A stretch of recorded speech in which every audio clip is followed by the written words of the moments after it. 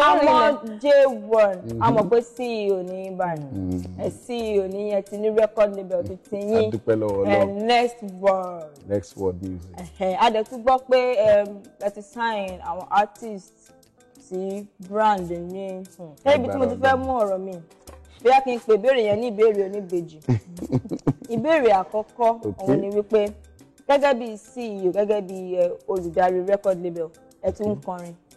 ẹ tún sign artist báwo lẹ ṣe ń ṣe gbogbo ẹ̀pọ̀ ẹ rántí yín ẹ wò pé àmọ́ ṣe orin o ó gbọ́dọ̀ trend ó sì gbọ́dọ̀ máa mọ̀ pé Jaywon ọba ni àkọ́dún ọbọ̀ mi yín ọba orin pé bẹ́ẹ̀ ni ọba ni mí bákan náà tún máa wò pé àwọn tí mo sign náà ó yẹ káwọn èèyàn tún máa gbọ́ kọ́ máa wò pé ẹni tó sign ni wọn nìkan ni wọ́n gbọ́ wọ́n kọ́ ṣàkọwà àwọn èèyàn dẹ̀ máa rò pé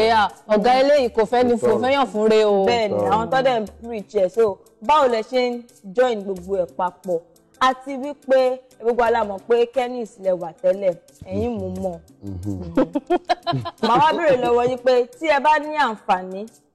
ẹ̀tẹ́ bá ní àǹfààní láti padà sí Kennis music pé òkè kẹtù padà sí Kennis àbí bóyá kan nínú àwọn ọmọ tẹ sign Kennis wá wò pé òkè o Jaywon o mo nífẹ̀ẹ́ sí ìkan nínú àwọn artist yẹn ṣe máa tiẹ̀ fún wọn láàyè ṣe máa gbà wọn láàyè àbí ṣẹ́yìn gan náà ṣe lè bá wọn ṣiṣẹ́ papọ̀. ok àwọn ìbéèrè yẹn ó kì báyìí ok máa bẹ̀rẹ̀ láti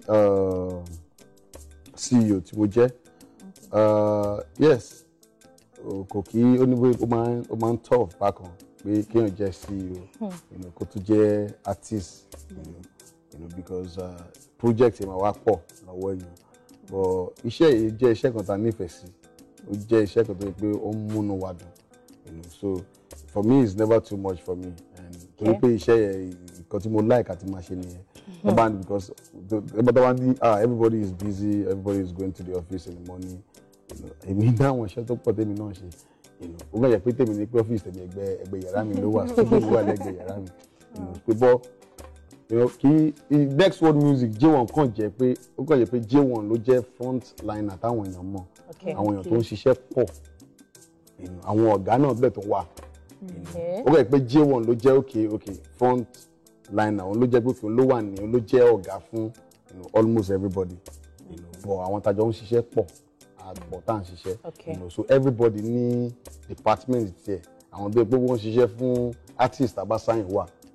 wọ́n kàn report fún mi tẹ́yìn bá dẹ̀ report fún mi àṣọ pé kí bàbá gbogbo week lẹ́lẹ́ fẹ́ fi ṣe interview náà ẹ̀ tí ṣe àwọn interview tó yẹ kẹ́ ṣe next week máa yẹ ẹlẹ́fẹ́ lọ ṣe video kí ni update so èmi update lè ní get àwọn nǹkan tó bá dẹ̀ tó wà tó yẹ kán ṣe tí wọ́n ti ṣe èmi á tó bring it out pé okay yẹ kẹ́ ti ṣe lè yẹ kẹ́ ti ṣe lè èmi náà dé láwọn tó pé kí wọ́n á ṣàtúnyẹ department tèmi tó pé kí o wọ́n bá ṣe ní okay ẹ ti travel ẹ ti dé o gbogbo week ẹ ti dé yìí báyìí ẹ lè má sunlé fún 1 week o bí àwọn iṣẹ́ tó wà lẹ́nu bí àti mo ti dá lọ́jọ́ Friday alẹ́ àná mo ṣẹ̀ sunlé tó àwọn iṣẹ́ tó ti gbélé tó ti ní ká máa ṣe ìwé ìrìn wọ́n ti sọ wọn pé tá bá ti kúrò lórí sun wọn àtó ń lọ síbi báyìí tá bá dẹ̀ ti kúrò ń bẹ̀yà tó ní province àtó ń lọ so everybody ní department ti tiẹ̀ everybody dẹ̀ mọ iṣẹ́ tó yẹ kó máa ṣe but òótọ́ ọ̀rọ̀ ni pé iṣẹ́ yẹn máa ń pọ̀ tí yẹn bá jẹ́ CEO tó tó jẹ́ artist tí yẹn bá nífẹ̀ẹ́ ṣiṣẹ́ tí yẹn ṣe kò kí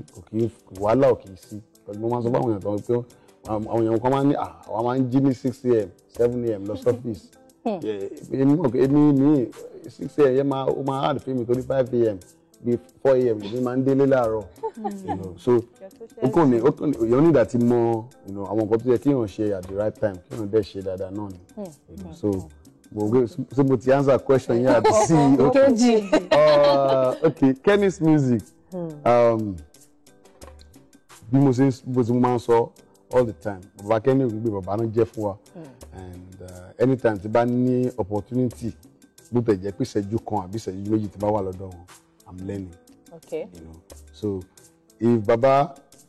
is asking for pé wọ́n bá láwọn nífẹ̀ẹ́ sí kankan nínú artist mi o why not ó kàn jẹ́ pé nísìnyí àwa ni new generation record label of today I'm mọ̀ díẹ̀ ju àwọn lọ torí pé àwọn ti pẹ́ ṣùgbọ́n wọ́n tó máa ń sọ pé kò sí bọ́ wọn sì fẹ́ ní aṣọ bí àgbà kò lè lákìíṣà bí àgbà so a sì máa ní ìdí wọn a sì máa ní ìdí àwọn ọ̀rọ̀ àwọn nǹkan lọ́dọ̀ wọn táwọn náà ṣe máa ṣe fún wa. ọgbọ́n díẹ̀ kò sí wàhálà ń bẹ́ẹ̀ way forward ni bára jẹ́ pé nǹkan tí wọ́n ń béèrè fún àbí nǹkan táwọn ń béèrè fún náà nǹkan tó máa jẹ́ kí iṣẹ́ yẹn náà tó gbòòrò sí i. Why not? Jaywon, lórí ọ̀rọ̀ CEO yẹn lèmi sì fẹ́ mú báyìí. Wọ́n máa ń ní ká sọ pé ẹ ti jẹun kánú sìn. Àbí ṣé ẹ máa fọwọ́ sọ̀yà pé òkè o? Kò sọ máa ní ẹ tó bá jẹun kánú náà ló ṣàmà wò pé òkè mo ti jẹun mo ti kánú o. Òkè jẹ́ ń fún ẹni lágbájá náà ló ń jẹ mo ti jẹun mo ti yóò jẹ́ ń fún. Òkè ṣe ká sọ pé Jaywon ṣé ẹ ti jẹun kánú? Ẹ má borí Ọlọ́run mọ́ra ó já ẹ jọ. A dúpẹ́ lọ́wọ́ Ọlọ́run. Ẹ má borí Ọlọ́run mọ́ra. A dúpẹ́ lọ́wọ́ Ọlọ́run pé àwa náà lè ṣiṣẹ́ ìdébí kan. Kàdé tó wá ní pé kàdé tó wá rí pé òkè o àti náà àwa náà ti try. Àti wá invest lórí àwọn míì. Àwọn a dúpẹ́ lọ́wọ́ Ọlọ́run. Alhamdulillah. Dúpẹ́ lọ́wọ́ Ọlọ́run. Alhamdulillah.